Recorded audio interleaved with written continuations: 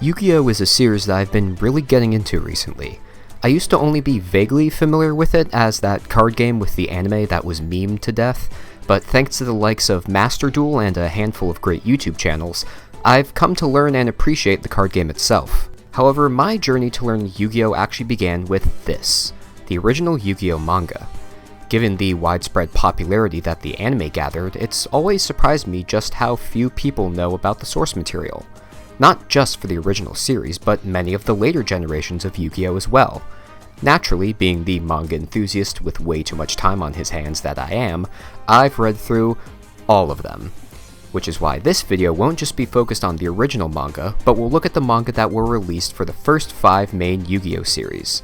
Sorry, Vrains, maybe you'll get that adaptation someday. Well, if this is the last time we're gonna see each other, I gotta ask you something and you gotta tell the truth. No lies, no wishy-washy, just the truth. Can you promise on our friendship that you'll do that? What is it? You don't think a hot dog is a sandwich, do you? No, I don't. It's a taco. Even with 5 series being covered, I still won't be talking about every Yu-Gi-Oh! Manga out there. I won't be discussing the Sevens manga, the side story to the original series Yu-Gi-Oh! R, that new Sky Striker manga, or Yu-Gi-Oh! OCG Structures, this cute manga about kids playing the Yu-Gi-Oh! OCG, the Japanese version of the card game.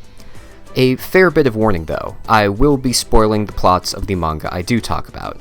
None of them are really that earth-shattering that a few spoilers will ruin the experience, but if you're someone who likes going into things completely blind, there's your heads up. I'm also going to assume that you're at least a little familiar with the plots of each corresponding anime series, as well as the basics of the actual Yu-Gi-Oh! Trading card game. Nothing too complicated, it's just that this video is going to be long enough as is, and I want to keep things flowing as smoothly as possible. So, with all those disclaimers out of the way, let's start where it all began. It's time to duel! Given that the original anime series was directly based on this manga, it's no surprise that they follow each other pretty closely. After the first 60 chapters, anyway. If you've heard anything about the original Yu-Gi-Oh! Manga, it's probably the fact that it doesn't start out as the crazy card game battle series we know it as today. Rather, when Yu-Gi-Oh! Was first published in Weekly Shonen Jump in September of 1996, it was a variety gaming manga with a tinge of horror. The setup is the same as the anime. Yugi Muto is a bright but timid young man with a love for puzzles and games.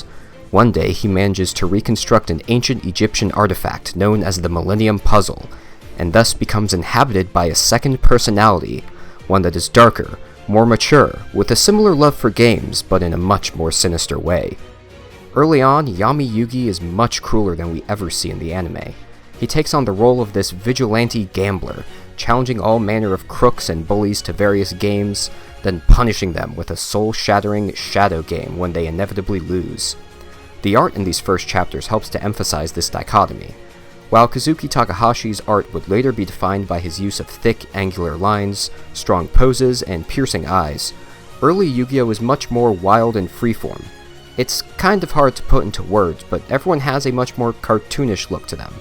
Take Yugi, for instance. He starts off as this adorable little scrunkly fellow, but after being possessed by Yami, he becomes this twisted, almost demonic version of himself, as opposed to later on where he just kind of gets a little taller. It's strange seeing Yu-Gi-Oh! Material that's so different to what we know the series as today. There's some stuff that carried over to the anime series, such as Yugi's first duel with Kaiba and the tabletop RPG with Yami Bakura, but most of what's here is wholly unique.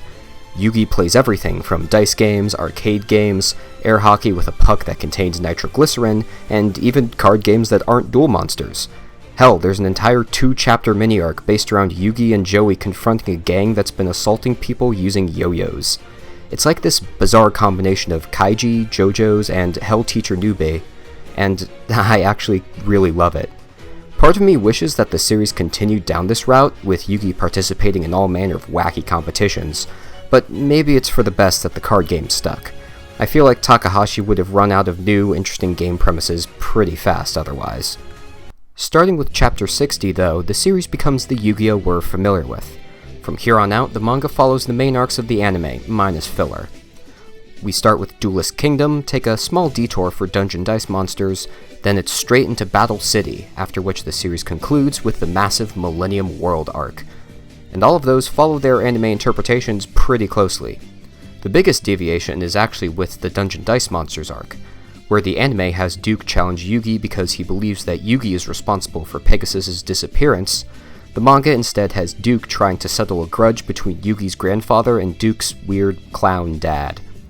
However, the manga does not have Joey in a dog costume, so that automatically makes it the lesser version. Aside from what I've already discussed, any other changes are pretty minor. One more notable difference is that, due to the manga coming out before the actual card game, a lot of Duel Monsters cards are changed from their physical versions, and even their versions in the anime. Ever wonder why there are times in the anime where Joey just doesn't summon Jinzo, even though he totally should because it's by far the best monster he has? Well, that's because in the manga, Jinzo is a level 7 monster, as opposed to its anime and real-world versions being level 6, meaning that it takes 2 tributes to summon instead of 1. You'd be surprised with how many of Joey's duels this changes, especially the fan-favorite Joey vs. Marika duel, where many of Joey's plays make a lot more sense because of this. Another change that you might have noticed while watching this video is the names. While I'll be calling all the characters by their English names just to keep things consistent, the localizers for the English manga weren't given many restrictions when it came to censorship or making things line up with the anime. Because of this, all of the characters' names are in their original Japanese versions. Joey Wheeler is Katsuya Jonochi, Taya Gardner is Anzu Mazaki, etc. This is something that will be flip-flopped on with some of the later manga series, so keep an eye out for it. Another consequence of the localization being very faithful is that a lot of the violence from the original manga is kept intact. This is another aspect of the Yu-Gi-Oh! Manga that's become somewhat infamous online. It gets brutal.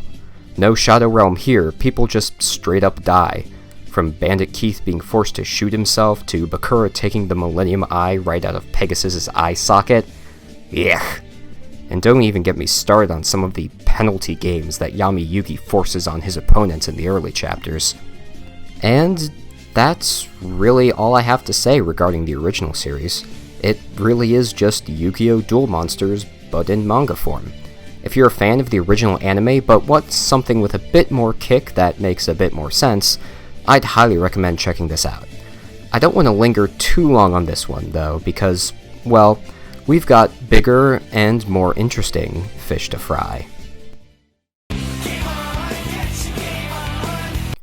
Now we're getting into the real meat of things. Beginning serialization in V-Jump magazine in December of 2005, Yu-Gi-Oh! GX, like most of the manga from here on out, actually started publication after its respective anime had begun airing, and thus is less of an adaptation and more of a reinterpretation, with a completely original plot. The main cast is mostly the same, with the main crew still consisting of Jaden, Chaz, Cyrus, Alexis, and Bastion, with other familiar faces showing up later. Some personalities have been tweaked. For instance, rather than being the calculation-obsessed duel nerd that he is in the anime, Bastion's only real character traits are that he's a good duelist and he has a massive crush on Alexis. Not that I entirely blame the man. The biggest difference is with Chaz, who's less of a showboating asshat and more of a cold, fierce dueling master. Less Gary Oak, more Vegeta, if you catch my drift. The villains, however, are completely different. There's no Shadow Riders, no Society of Light, not even Yubel. Instead, the big bad of the manga is the Edison format staple Tragodia, a monster from ancient Egypt who seeks to resurrect itself in the present day. This leads into the next big difference with these later manga series. Everyone's decks are completely different. Some of them still share a similar theme. For example, Jaden still uses a deck based on the elemental hero monsters. But while in the anime, his deck uses the classic core of Avian, Burstinatrix, Clayman, Sparkman, and Bubbleman, in the manga, his deck is actually good, utilizing some of the better hero monsters like Stratos and Absolute Zero. It gets even better later on when he creates the fan-favorite masked hero archetype to improve his deck even more. And because the plot is different, Jaden's not bogged down by having to use those god-awful Neo-Spacians. He still has Winged Kribo though, although that actually has more plot significance in the manga, so it's still done better than in the anime. Jaden is not the only one rocking a different strategy. Everyone's got some new cards to play with. Alexis uses an ice-themed deck instead of her cyber girls. Jesse has an insect deck as opposed to his crystal beasts, and rather than the Ojama, Armed Dragon, XYZ hodgepodge that he has in the anime, Chaz uses a more focused dragon deck centered around his new ace monster, Light and Darkness Dragon, which was actually included as a promo card with Volume 1. Most of these different cards are even referenced in the video game Yu-Gi-Oh! Duel Links, where the characters will have unique lines for summoning their manga monsters. Terra Firma's effect activates! Terra Firma Magma! Trinity, show your stuff! Trinity Crush! Will you fight alongside me again? Light and Darkness Dragon! What's extra neat is that, for a lot of these cards' real-world versions, the art they use is taken straight from the manga. This has been the case since the original series, but it's especially noticeable here. This is the case for cards like Tragodia, Absolute Zero, and some of the other archetypes introduced here, like the Vision Heroes and Dark Lords. It helps that the artwork, done this time by Naoyuki Kageyama, is stunning, remaining faithful to the original character and monster designs while still having its own flair. Kageyama wasn't only the illustrator though, as he was also the writer responsible for the manga's new story, and it's a pretty solid one at that. As mentioned previously, the inciting force of the plot is Tragodia, a massive dark beast that, in a neat bit of continuity from the original series, was sealed away long ago by Atem's father, Pharaoh Akhnamkanan. The weird crab monster devises a plan to resurrect himself, and in order to do so requires the last piece of his soul, which has been sealed away inside Jaden's winged Karibo card. To do this, Tragodia possesses Principal Mackenzie, the head of the American Duel Academy, and sends his two children, David and Reggie, to the Japanese Duel Academy to retrieve the card. After the two are swiftly defeated by Chaz and Jaden, the possessed Mackenzie decides to travel to Japan himself, along with some more American students that he can utilize. This is where the foreign Duel Academy students from the anime are introduced, like Jesse and Axel, although they have much less plot significance this time. It should be noted that none of these guys are really evil though. They all just end up possessed by Tragodia at some point and are forced to do his bidding. Well, except for Jim. While in the anime, his eye bandage is used to hide the eye of the eye of Orichalcum, in the manga it's used to hide his evil Sans Undertale eye. Subtle, Kageyama.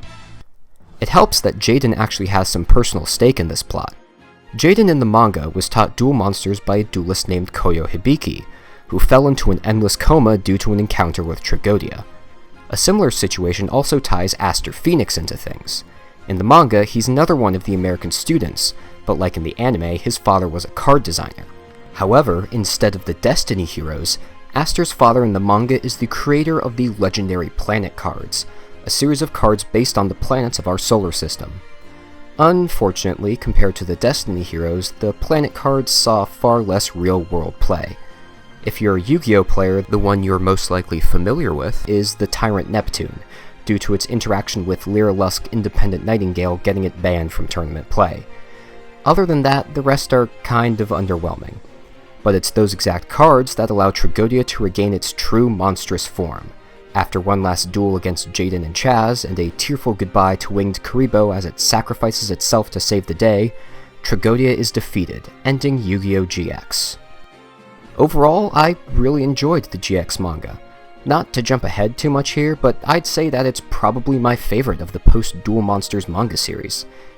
It's got great art, a solid storyline, and duels that feel interesting and easy to follow without relying on too many ass pulls. This one comes as an easy recommendation to any fan of the original series or the GX anime. Now, let's see if they can keep that momentum going into the next series.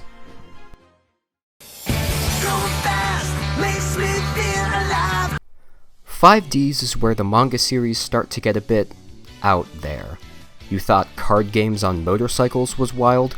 Wait until you see card games on horseback. But I'm getting ahead of myself.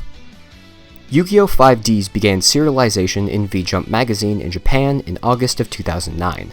This actually gives it some overlap with the GX manga, which was still being serialized in the same magazine and didn't finish its run until March of 2011, something that would be repeated with future Yu-Gi-Oh! Manga.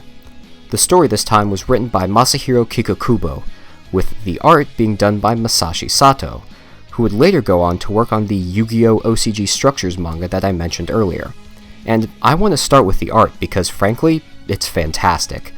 Out of all the artists I'll be discussing today, I think that Sato does the best job of replicating Kazuki Takahashi's original style.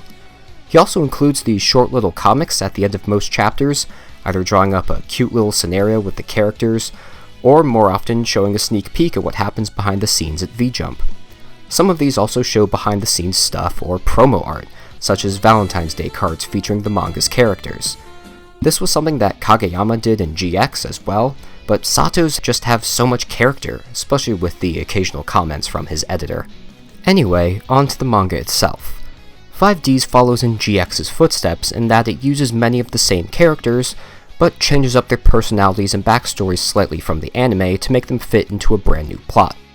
The plot this time around is actually an arguably simpler one than its anime counterpart, although that's mostly due to the 5Ds anime having a surprisingly good story.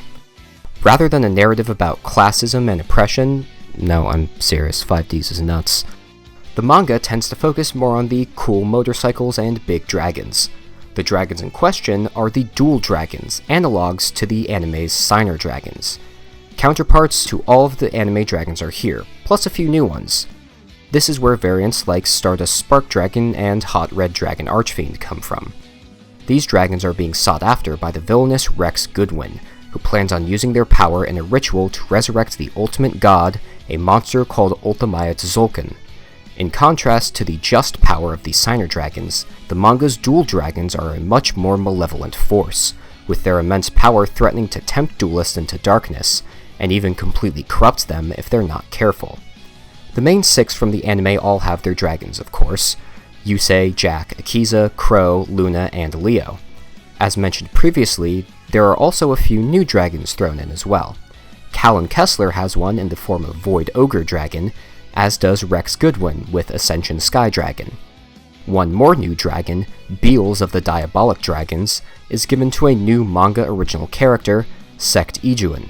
Sect is a boy who's good friends with Yusei, and ends up with Beels after making a deal with the Skeleton Knight. No, I'm serious, there's a character whose name is just Skeleton Knight. This is also where the aforementioned card games on horseback comes into play, which I'm willing to let slide because the phrase dual horse is just amazingly dumb. To go into the plot a bit more, I really like the inclusion of Sect. He gives Yusei someone to bounce off of, and then provides a solid motivation for Yusei to enter the Grand Prix. I also just really like his design, both his initial biker outfit and his armored look after he becomes corrupted. All of the characters that the manga develops are pretty good. Jack, for example, may have a different backstory than in the anime, but he's still the same proud, confident king of turbo duels that we know and love. Leo and Luna are also markedly different here, with both of them being taken a bit more seriously than in the anime, and giving Yusei some truly harrowing duels while they're at it. Not every character is given the same treatment, though. Yusei is a fine protagonist, but without the layered backstory that he has in the anime, he falls a little flat in comparison. As with the other manga, many of 5D's side characters are here, but aren't given the same amount of presence that they had in the anime, even important characters from the anime like Trudge and Sherry. And man, poor Akiza! If you thought she got shafted in the anime, I suppose she gets treated a little better here, but she still only has 2 real duels and then is turned into a damsel in distress for most of the story. Out of all the manga I'll discuss today, I feel that 5Ds suffers the most due to its format. I've already mentioned how the characterization can feel a bit lacking due to the story being more condensed overall, but this extends to the action scenes as well. Simply put, the lack of animation hurts the turbo duels. They just lack the sense of speed and thrill that was present in the anime. The manga tries to remedy this with the introduction of Sense, essentially an aura manifested by turbo duelists through their duel runners and the solid vision system, which I really like in concept, but once again it lacks the impact of the similar clear mind mechanic from the anime. While I have been kind of ragging on it, I still do enjoy the 5Ds manga. It has wonderful artwork and a few fantastic characters. I just feel like the whole product is kind of bogged down by a plot that's a bit lackluster, especially in comparison to the other Yu-Gi-Oh! Manga series. Still, if you're a fan of 5Ds, I would recommend giving this a read, if for no other reason than just to see the manga's take on many of 5D's familiar characters. Now, for a change of pace to something that I enjoyed a surprising amount.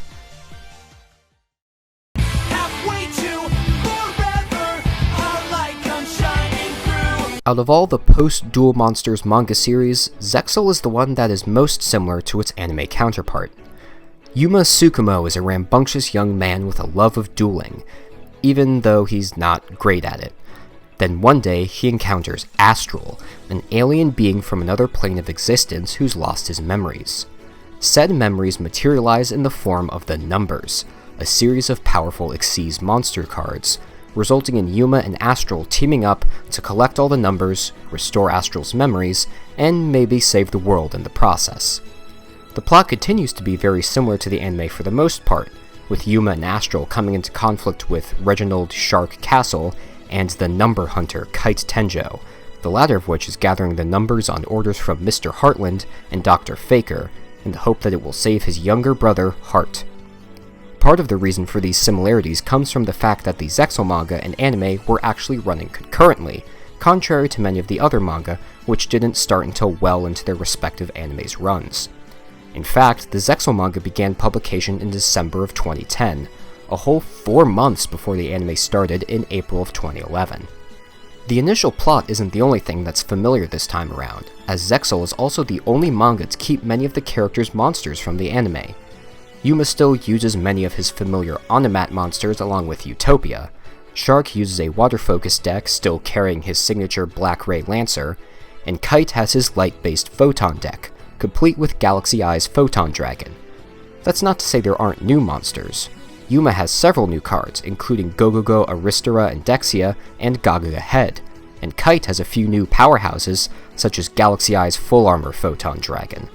The biggest change is to Shark, who has a boatload of new Xyz monsters, like Bahamut Shark and number 47, Nightmare Shark. However, most of the new cards come in the form of the new Numbers monsters. For as lengthy as the Zexal anime was, they didn't quite manage to squeeze in all 100 unique numbers. Thus, the manga is given the opportunity to fill in the anime's blank spots with monsters of its own creation. Ever wonder why Black Ship of Corn is called that? Well, that's because it's used by this giant corn man from the manga, who was created by imbuing life into a kernel of corn from an ear that was consumed by a famous pirate. They mutated a single kernel of corn into a pirate corn man, gave him a soul, and taught him to play duel monsters. This may just be the stupidest thing in all of Yu-Gi-Oh!, and that's saying something. Given that there are new monsters, you would probably expect that the plot ends up going different places, and it most certainly does.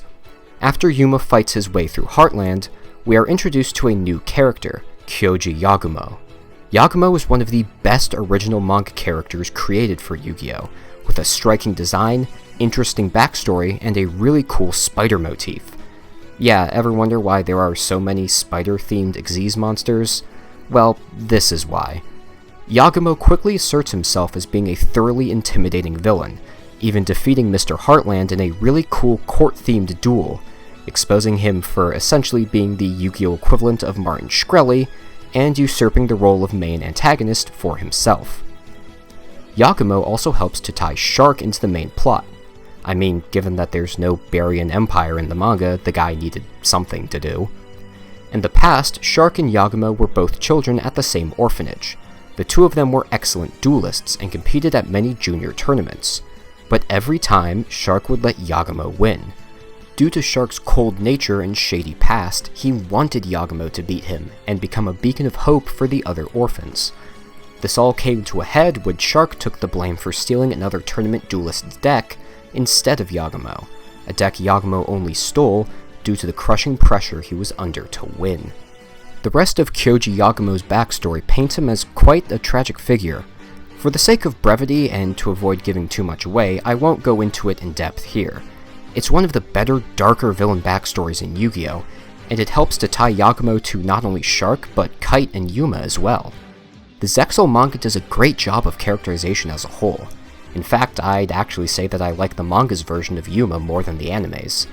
Maybe it's due to the changes to the story, but many of Yuma's more emotional moments resonated for me much stronger in print than on TV. This brings us nicely to the production itself. The Zexal manga was written by Shin Yoshida, a notable writer for the anime, with illustrations by Naohito Miyoshi. As previously mentioned, Yoshida does a fantastic job with the story, helped along by Miyoshi's stunning artwork. It's certainly a bit of a departure from the other Yu-Gi-Oh series, but I find that it helps give Zexal its own wild flair. In particular, Miyoshi excels at drawing curvy, wispy shapes, with things such as smoke, battle auras, and Astral's non-corporeal form being rendered exquisitely in the manga. Miyoshi's original character designs also stand out. I've already mentioned Yagumo, but his other original characters and monsters do a good job blending Zexal's original look with Miyoshi's own style. If I had to pick Zexal's biggest failing, it would be that the ending kind of drops the ball.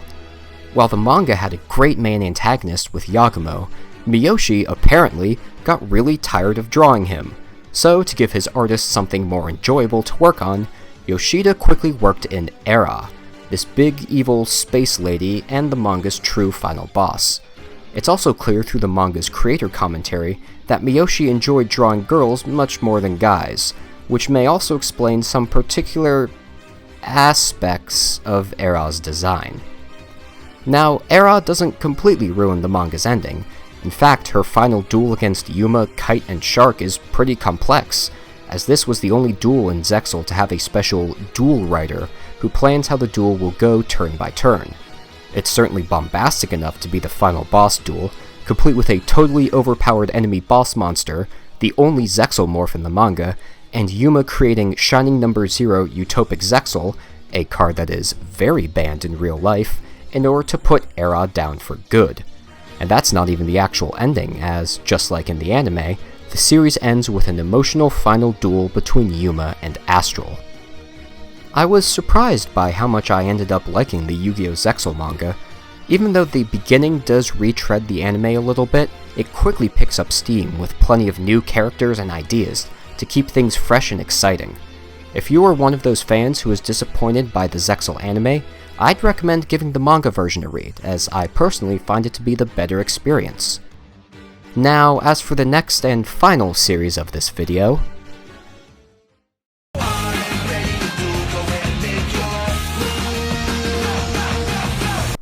if you thought the Arc 5 anime got crazy with its multi-dimensional alternate universe shenanigans, then whew boy, would you believe me if I said the manga is even more off the rails? The Yu-Gi-Oh! Arc 5 manga began publication in V-Jump magazine in August of 2015, eventually ending its run in April of 2019.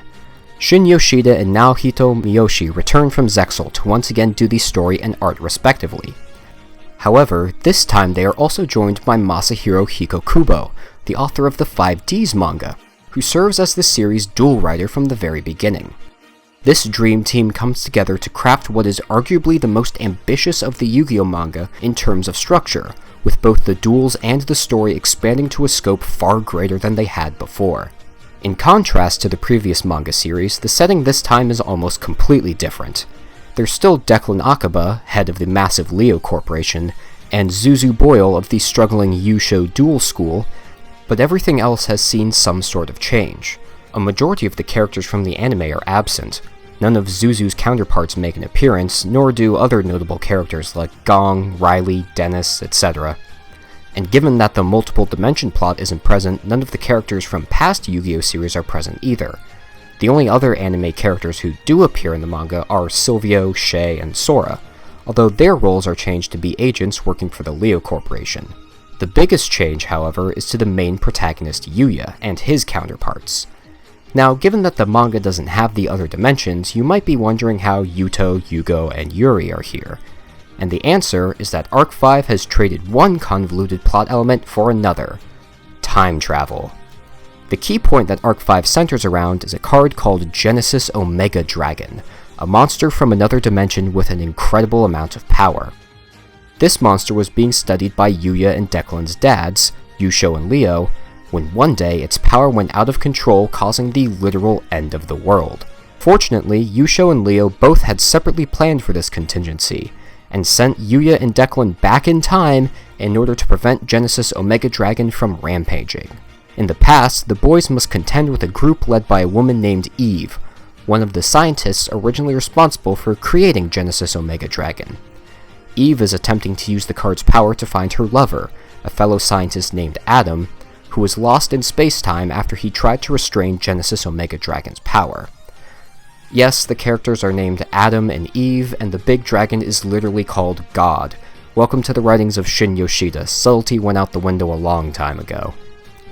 As for our main character quartet, in this story, Yuya, Yuto, Yugo, and Yuri are all siblings, and the latter three sacrifice themselves so that Yuya can survive and be sent to the past, resulting in them somehow becoming entities in Yuya's mind, almost like alternate personalities.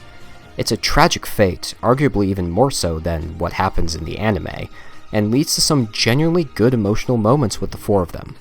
The story this time around is legitimately really well constructed, avoiding many of the usual pitfalls of a time travel plot by focusing not on the mechanics of the time travel itself, but on the ethical and psychological consequences of using it. The duels this time around are also a marked improvement. With an actual duel writer present for the entire manga this time, Arc 5's duels are far more intricate and involved than ever before seen in a Yu-Gi-Oh manga. All of the mechanics are used to their fullest, and new manga original cards and archetypes are integrated in with little trouble. Not even to mention that many of these duels are action duels, the new type of duels introduced for Arc 5. And I like the way that these are done as well, with the action cards being used more to advance the pace of the duel, rather than being a get-out-of-jail-free card like they often were in the anime. However, these more complex duels are also a double-edged sword. At times, they can become almost too complex, making this manga more hard to follow than the previous ones. Special mention has to go to Declan's duel against Isaac and his Mirror Imagine cards, an archetype that has never been printed into the physical card game, and probably never will for very good reason. That being said, one or two confusing duels isn't enough to detract from the overall quality of the rest of the product for me. Many of the duels here are some of the best in any Yu-Gi-Oh media, with Yuya and Declan's final duel being a particular favorite of mine. On the topic of manga original cards, Arc 5 introduces some insane ones. Not just in terms of effects, though believe me, they are, but in terms of naming. Everyone gets new decks, as usual, and this graces us with some card names that are absolute gems, like Dangerous Fright for Nightmare, Phantasm Emperor Trilogig, and Starving Venomy Lethal Dose Dragon. Most notable are Declan's DDD monsters, which already had pretty long names, but the manga introduces us to the likes of DDDD Super Dimensional Sovereign Emperor Zero Paradox, and Divine God DDD Zero King Zero God Reiji, which are just perfection. I also really like Yuya's final boss monster being named God Eyes Phantom Dragon, as a play on his Odd Eyes monsters, even if the name did have to be censored for its physical TCG version. All of these new monsters are once again drawn wonderfully by Naohito Miyoshi. His style has evolved a bit since Zexal, with the line work on characters being smoother and more consistent in thickness, but still with that unmistakable Miyoshi flair. His style is additionally more flexible this time around, with several panels of character expressions being more exaggerated for comedic effect. This flexibility is especially important in Arc 5, as the new monster designs are more varied and detailed than ever, fully exhibiting Yu-Gi-Oh's mix of organic and mechanical elements in its monster designs. Although several monster designs like Performer Pal Uni and Korn here are very unmistakably Yoshida designs, for better or worse. Now, if you've heard anything about the Arc 5 manga, it's probably in regards to the ending. It's a little bit contentious, to say the least. So the series ends with a big dramatic duel between Declan and Yuya, and afterwards a portal appears to take the both of them back to their own era. After the rest of the main characters leave, Zuzu is left alone with the Odd Eyes Phantom Dragon that Yuya left with her.